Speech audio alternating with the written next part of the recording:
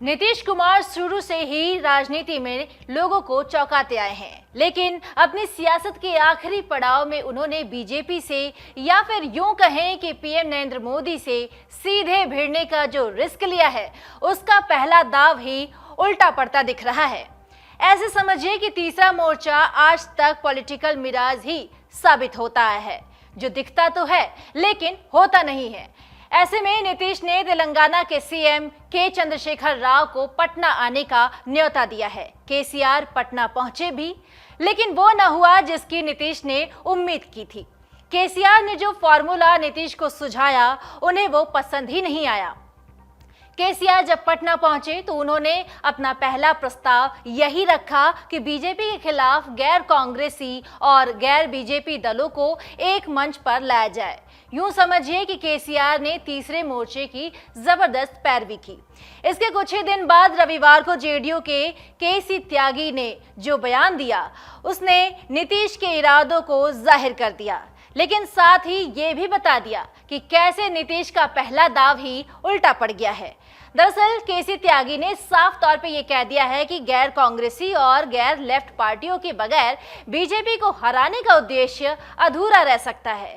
यानी कोई भी मोर्चा बगैर कांग्रेस और लेफ्ट पार्टियों के बीजेपी को हरा नहीं पाएगा। केसीआर और नीतीश एक साथ 5 दिन भी ढंग से नहीं चल पाए।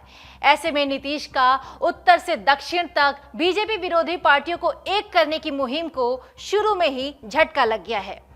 इसी बीच नीतीश का सोमवार यानी 5 सितंबर को दिल्ली दौरे पर जाना भी कंफर्म है। यानी नीतीश को भी समझ में आ गया है कि पटना में बैठकर गोलबंदी करेंगे तो मोदी विरोधी मुहिम का क्या होगा। इसके लिए तो बगैर कांग्रेस से सटे और बिना दिल्ली घूमे कुछ न होगा। इसलिए नीतीश शायद इसी जुगत में हैं कि किसी तरह से बीजेपी विरोधी पार्टियां दिल्ली दरबार में एक ही मंच पर आ जाएं। मगर ये मसला भी उतना सीधा नहीं दिख रहा है जितना होना चाहिए। नीतीश को ये बखूबी मालूम है कि पहले तो कांग्रेस और लेफ्ट को एक साथ बनाए रखना या फिर उन्हें एक मंच पर लाना चुनौती है, क्योंकि जिस तरह से नीतीश राज्यों के हिसाब से अपने रिश्ते बदलते हैं, कुछ वैसा ही कांग्रेस और लेफ्ट के साथ भी है। उदाहरण के तौर पर देखा जाए तो कांग्रेस लेफ्ट की केरल में बैरी और बंगाल में यारी तो सबने देखी है। कहने वाले तो ये भी कह रहे हैं कि नीतीश ने अपनी आखिरी पारी में रिस्क ले लिया है, मतलब जीते तो जय जय और हारे तो रिटायरमेंट। हालांकि आपको बता दें कि एनडीए से नाता तोड़ने के बाद भाजपा मुक्त भारत का आह्वान कर नीतीश कुमार ने राष्ट्रीय राजनीति में हाथ आजमाने का स्पष्ट संदेश दे दिया है। खुद के नेतृत्व में विपक्षी दलों को भाजपा के खिलाफ एकजुट करने के लिए बिहार के मुख्यमंत्री सबसे पहले समाजवादी कुनबे को साधना चाहते हैं, उसके बाद क्षेत्रीय दलों को साधेंगे। इसी कड़ी में सोमवार से उनका 3 दिवसीय दिल्ली प्रवास बेहद ही महत्वपूर्ण माना जा रहा है।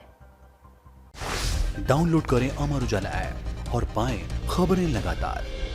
अगर आप ये वीडियो YouTube पर देख रहे हैं तो हमारे चैनल को सब्सक्राइब करें और बेल आइकन को दबाना ना भूलें। अगर आप Facebook पर ये वीडियो देख रहे हैं तो हमारे पेज को लाइक करें।